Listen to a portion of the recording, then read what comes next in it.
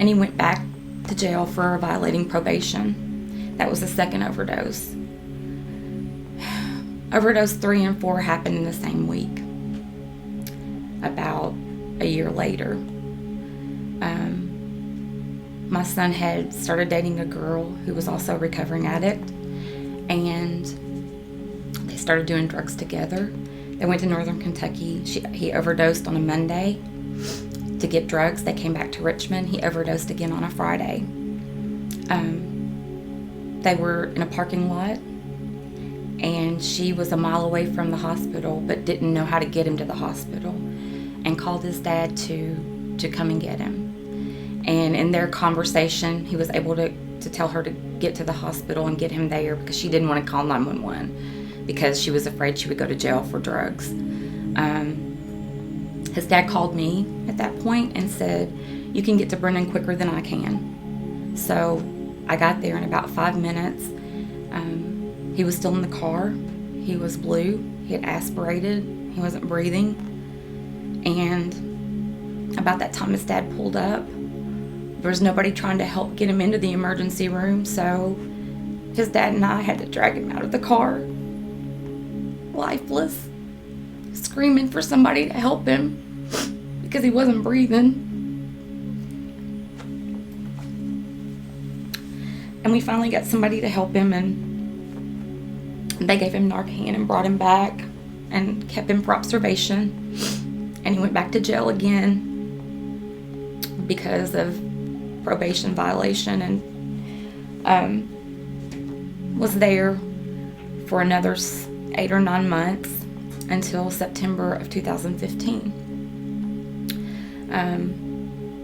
He got out of jail and wasn't willing to go to treatment. And so, as hard as it is to do tough love, and people think, especially the addict thinks that, it's just easy for us as parents to do tough love, but it's not. It's hard when your child comes to your door in the rain, in the cold, saying, "I need somewhere to stay." And you say to that child, "You can't stay here. I can't be a part of you killing yourself. I can take you somewhere. I can take you to Salvation Army. I can help you get treatment, but until you're ready, I can't do anything for you." And it's that helplessness as a parent that really almost can break you if you don't have strong faith in Christ.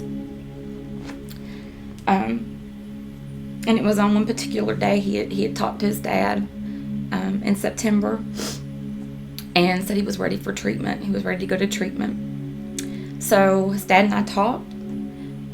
I told him, I said, "You can stay here tonight, but in the morning, you're going to go to work with me, and you're going to call places to get treatment. I'm going to help you. I'm going to call." And so we went to work the next day. My boss helped call, and we were told the same thing time after time. He's got Medicaid. There's no beds for him. There won't be a bed for 2 weeks. If you have $5,000, we can get him in somewhere today. And again, feeling helpless as a mother because I didn't have $5,000. And with him, I knew when he said, "I need treatment today," I had to get him somewhere that day. And we left there that day at work, not being able to find him anywhere to go. And that's when overdose number 5 happened. His dad and I had gone to praise and worship practice, and my son was embarrassed to go with us, so he asked if he could go down and wait for us at McDonald's, and we said yes. And we went down. We called when we came out of practice, and he was where he said he was. And the time that it took us to get there, which is less than 3 minutes, he was nowhere to be found. And his dad and I are calling his phone, can't get a hold of him. And we're standing in the parking lot, and there was a Fazoli's right beside it, and we see a cop car and an ambulance going to the parking lot. And I'm like, please not again, God, please. And when we pulled in the parking lot, they had him over the police car, in handcuffs, because he had overdosed. Someone had walked in the bathroom, and Fazoli's and found him with a needle in his arm. And as hard as it was to see him in the back of a car telling me he'd overdosed, seeing him getting put into a car, knowing he just overdosed again, was hard. So we went back to jail again for his violation of probation again, and was there for a couple of months. He had some time to serve out. He served that time out. And in the meantime, I found out about a program called Chad's Hope. And I talked to Brendan while he was in jail. One of the guys had a very similar story to him.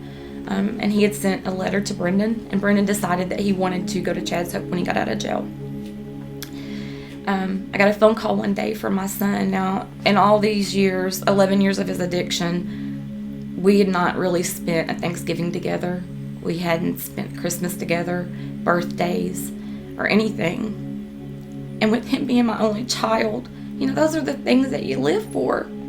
You live for Christmas for your child, birthdays for your child. And I feel like the drug robbed him of that. The lie that is the drug, the cunningness that is the addiction, robbed my son of that. It robbed me of those memories. So he called me one day from jail and said, "Mom, you're not going to believe this. I get out of jail on December the 25th. And it was the first time we were going to be able to spend Christmas together in years." And so he was so excited. And his dad was excited. I was excited. His grandparents were excited.